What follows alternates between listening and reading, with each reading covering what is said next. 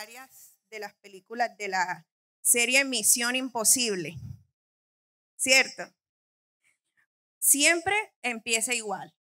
El agente recibe una misión a través de un mensaje secreto y ese mensaje empieza con la frase: tu misión, si decides aceptarla, y 3 puntos suspensivos, porque lo que viene es casi un encargo suicida, lleno de obstáculos, enemigos, barreras imposibles de superar, pero este agente la enfrenta y la cumple. Hoy, a través de este pasaje, vamos a recordar que nosotros también hemos recibido una misión, y no como las de Hollywood, una misión que viene del mismo Jesús y que, a diferencia de las películas, no es una misión de ficción y no es exclusiva para agentes especiales. Es una misión real, urgente y eterna: predicar el evangelio. Esa es nuestra misión, predicar el evangelio. Y como toda misión, requiere que nosotros estemos preparados, ¿cierto? Requiere algunas cosas de nosotros. Entonces veamos cómo Juan nos enseña a través de la vida de Jesús y el testimonio de la mujer samaritana que para cumplir esta misión requerimos 3 cosas: saciar en Dios nuestro corazón, atravesar barreras sin temor y aprovechar el tiempo con determinación.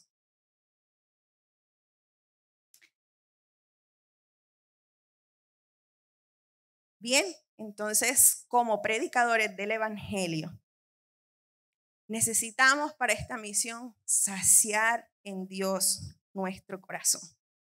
Dice la narración que Jesús se dio cuenta de que los fariseos andaban en una competencia rara de que quién bautizaba más, si los de Juan o los de Jesús. Les dijo: mientras ustedes se ponen a competir, yo me voy a compartir el evangelio. Entonces iba de camino a Galilea, mientras otros están ocupados por competir, nosotros nos vamos a ocupar en compartir.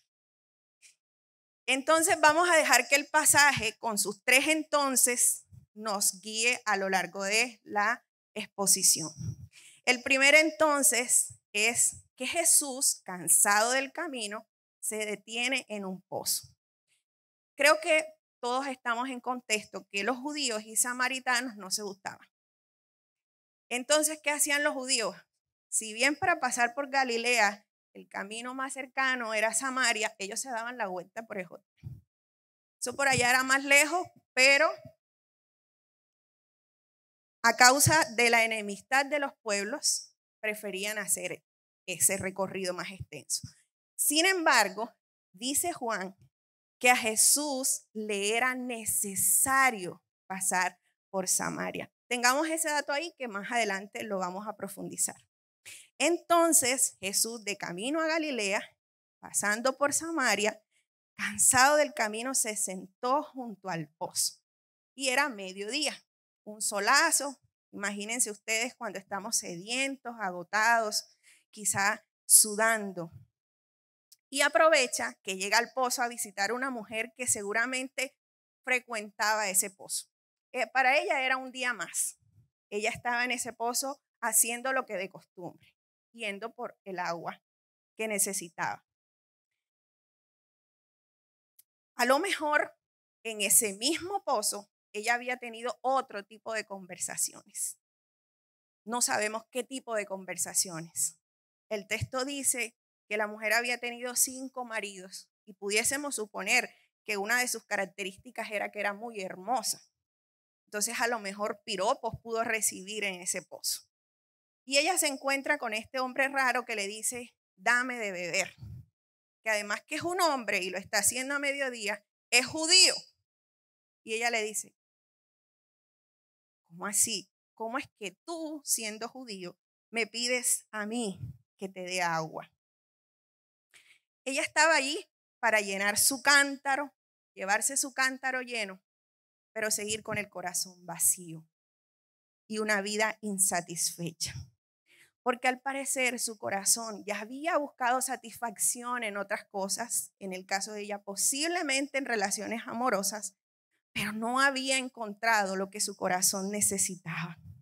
No conocemos a detalle su historia, pero Alex Chan sugiere que ella podría ser una mujer emocionalmente dependiente y esas carencias emocionales le hicieron buscar refugio en hombres. Y ahí estaba, un día más yendo a llenar su cántaro, cántaro lleno, corazón vacío. Ella buscaba que estos hombres le dieran significado a su vida estancada y sin propósito. Pero resulta que el hombre con el que se está encontrando en el pozo no es cualquiera, es Jesús. Y Jesús conoce su realidad, por eso le ofrece lo que ella necesita. Un agua que al tomarla no tendrá sed jamás. Y que será para ella, al tomarla, un manantial de vida. Es decir, un manantial que ofrezca vida a otros, que traiga pajaritos, frutos, flores, así como lo trae el agua. Jesús le presenta una propuesta luego de que ella dice, ¿cómo así? Tú judío y me estás hablando, ¿y qué es esa agua? Bueno, dame de beber de esa agua. Y él le dice, si conocieras lo que Dios te da y quién es el que te habla, tú le dirías, dame de beber. Tú le dirías, dame de beber, y él te daría agua de vida. Jesús le está diciendo el evangelio. Le está diciendo, tu vida no va a ser satisfecha en lo que estás buscando satisfacción. Tú necesitas conocer a Dios y llenarte de Él para entonces ser satisfecha. Entonces Jesús continúa la conversación, una conversación muy interesante, y continúan a hablar del tema de la adoración. Ella se aferra al lugar de la tradición. Es que ustedes dicen que es allá en Jerusalén, nosotros decimos que es acá, pero Jesús le dice, mira, el lugar de la adoración no es lo relevante, sino el objeto de tu adoración. Una vez más le está diciendo, no es en quienes estás buscando, es en Dios en quien se encuentra lo que tú necesitas. No son a esos hombres a los que necesitas adorar, es al Padre a quien necesitas conocer para que seas saciada. Quizá los hombres que habían pasado por su vida eran el agua que calmaba su sed por un tiempo, pero Jesús le estaba ofreciendo un agua que la saciaba por completo. El pasaje ofrece otra referencia a ser saciado. Más adelante, cuando los discípulos llegan y le dicen, maestro, come, ya está como tarde, come. Y qué bonito cuando orábamos diciendo, Señor, que lo que sacia mi corazón sea hacer tu voluntad. Entonces Jesús de dos formas nos está diciendo que solo se comparte aquello que tenemos, aquello de lo que estamos llenos. Dice Jeremías 2:13, porque dos males ha hecho mi pueblo. Me dejaron a mí fuente de agua viva y cavaron para sí cisternas rotas que no retienen agua.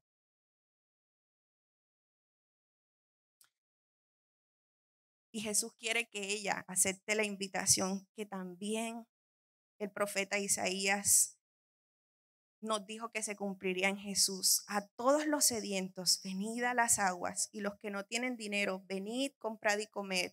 Venid, comprad sin dinero, sin precio, vino y leche. Entonces, esta conversación con Jesús le cambia la vida por completo a esta mujer. La sacia y le da propósito. ¿Y qué es lo que viene? Ahorita lo vamos a ver. Entonces, ella sale a dar testimonio de lo que aprendió de Jesús. Antes no. Jesús le muestra con su vida que solo quien se sacia de Dios puede compartir el evangelio. Quizá muchas veces hemos atravesado por momentos en los que nos sentimos de nuevo de predicar el evangelio. No sabemos qué decir, no sabemos cómo hacerlo. Creo que es momento de sentarnos a pensar con quién estamos conversando. y de qué nos estamos saciando. Nadie puede beber agua por nosotros.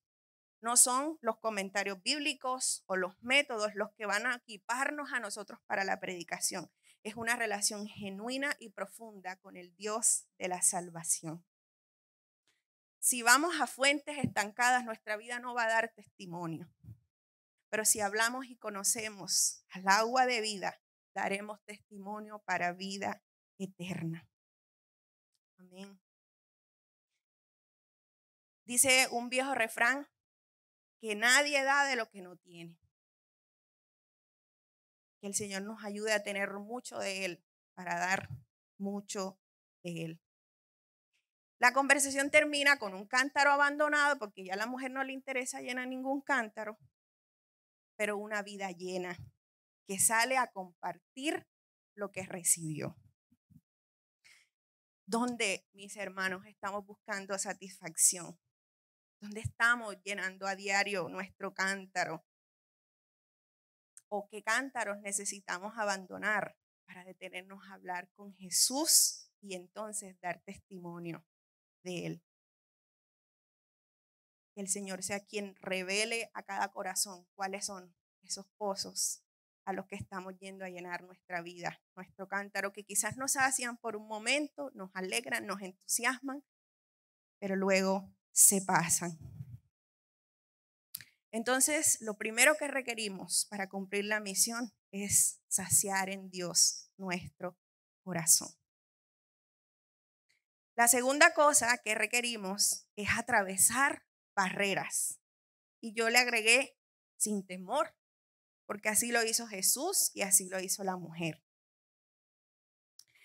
Como ya dijimos, judíos y samaritanos no se gustaban. Esa gente estaba enemistada hace rato. Cuando allá después del reinado de Salomón se divide Israel en dos reinos, reino del norte, reino del sur. El reino del norte establece su propio templo y mezclan las costumbres religiosas judías con otras costumbres paganas. Samaria se convierte por un tiempo en la capital del reino y pasa que los samarios se convierten en un grupo de personas que en su mayoría eran extranjeros y que no se consideraban por parte de los judíos como pueblo de Dios. O sea, ellos no eran pueblo de Dios. Los judíos consideraban que los samarios eran paganos, o sea, eran personas de última categoría, impuros. Y los samaritanos estaban resentidos porque en aquella época su templo había sido destruido y estas relaciones estaban definitivamente rotas. Como les decía, pasar por Samaria no era una opción para los judíos estrictos.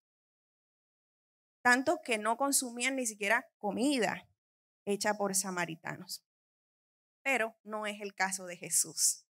Ya vimos que Juan nos dice que a Jesús le era necesario pasar por Samaria. Ya sabemos que geográficamente no era el camino exclusivo para llegar a Galilea. Sin embargo, parece ser que el trasfondo del texto es que quienes necesitaban que Jesús pasara por ahí eran los samaritanos. Y Jesús eligió pasar por Samaria, atravesar esa barrera. Que Jesús estuviera ahí en Samaria, reposándose del solazo y además entablando una conversación con una mujer, era escandaloso y ofensivo para ambas regiones. Pasar por ahí representaba atravesar no solo barreras geográficas, sino religiosas, sociales, culturales y asumir el riesgo de no ser aceptado.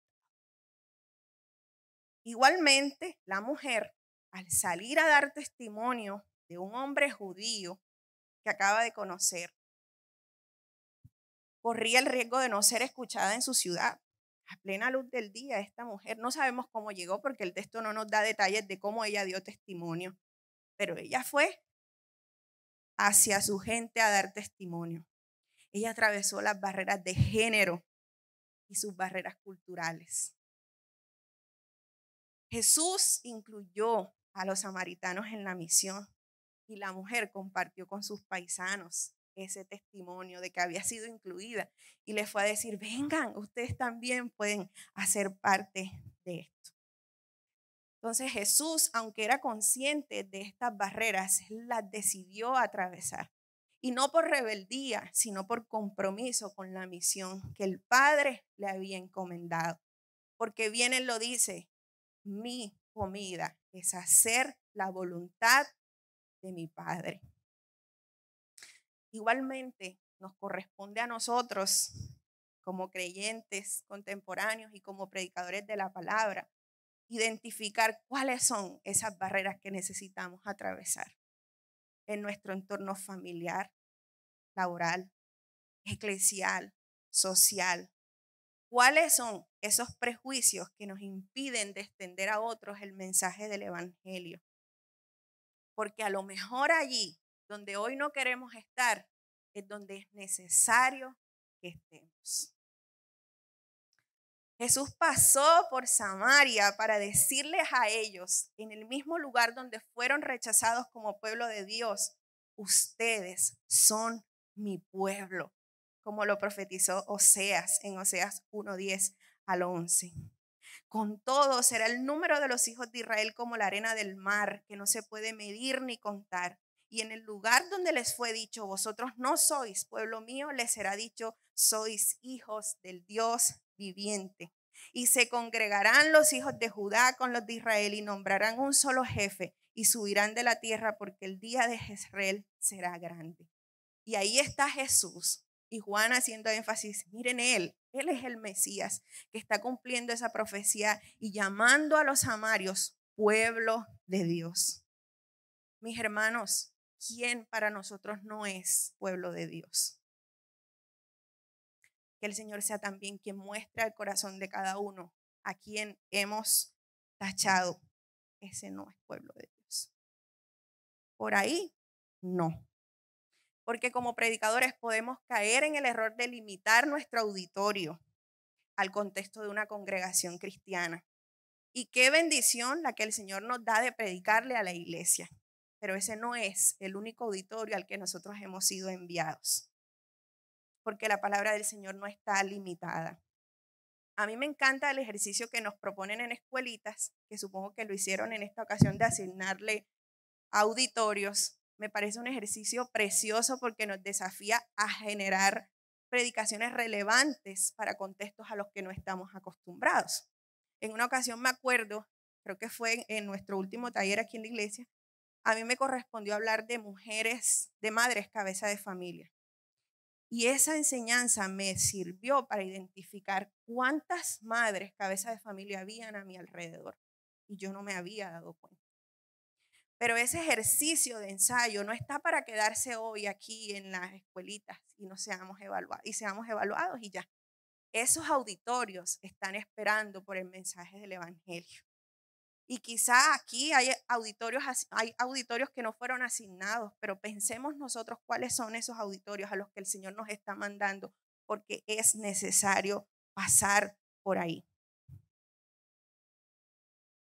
Entonces, ¿qué auditorio no has considerado tú? ¿Por dónde nunca pasarías? ¿Por dónde crees que es necesario pasar? Para cumplir con la misión de predicar el evangelio es necesario atravesar barreras sin temor.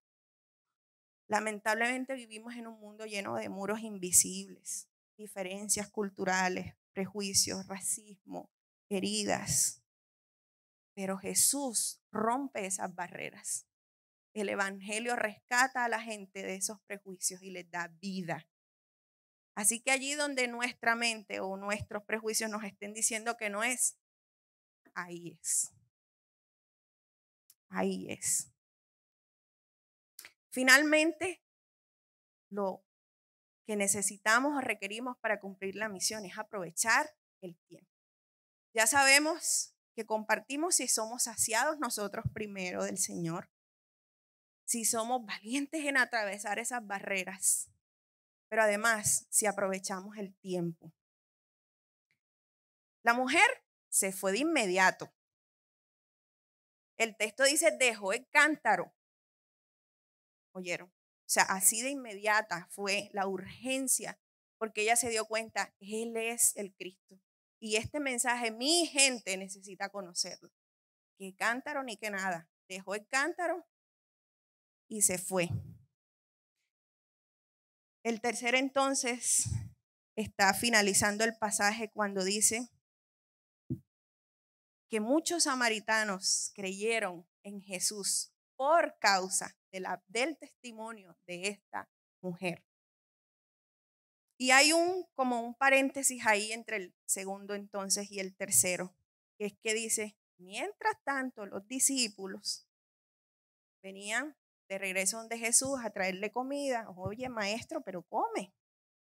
Entonces Jesús, que ya ha usado dos figuras cotidianas, el agua y después el alimento, usa otra figura cotidiana, otra figura muy conocida por ellos, la cosecha, para enseñarles que no hay tiempo que perder, que el tiempo de la cosecha es ahora.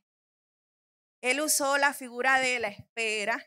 Ustedes saben, hay que cosechar en 4 meses, para decirles, ustedes están creyendo que hay un momento preciso más adelante para evangelizar, que es allá en Galilea, porque quizá los discípulos decían, pero ¿y este por qué nos cambió la agenda? No era para Galilea que íbamos y entonces ahora no quiere comer, ni haciendo imaginación del texto, porque el texto no lo dice. Pero Jesús les dice, el tiempo de la cosecha es ahora. Alcen sus ojos. Jesús les está diciendo que alcen sus ojos porque seguramente ellos solo estaban centrados en su forma de ver las cosas. Él le dice, alcen sus ojos y vean a su alrededor. La cosecha está lista. Alzar los ojos es una invitación a despertar, como lo decía Miber, a dejar de procrastinar la misión que el Señor nos ha encomendado, a que miremos a nuestro alrededor e identifiquemos cuántas vidas sedientas y vacías hay que necesitan el evangelio. Mientras nosotros estamos esperando terminar el taller del ANJAN o los 3 años de preparación para entonces estar listos.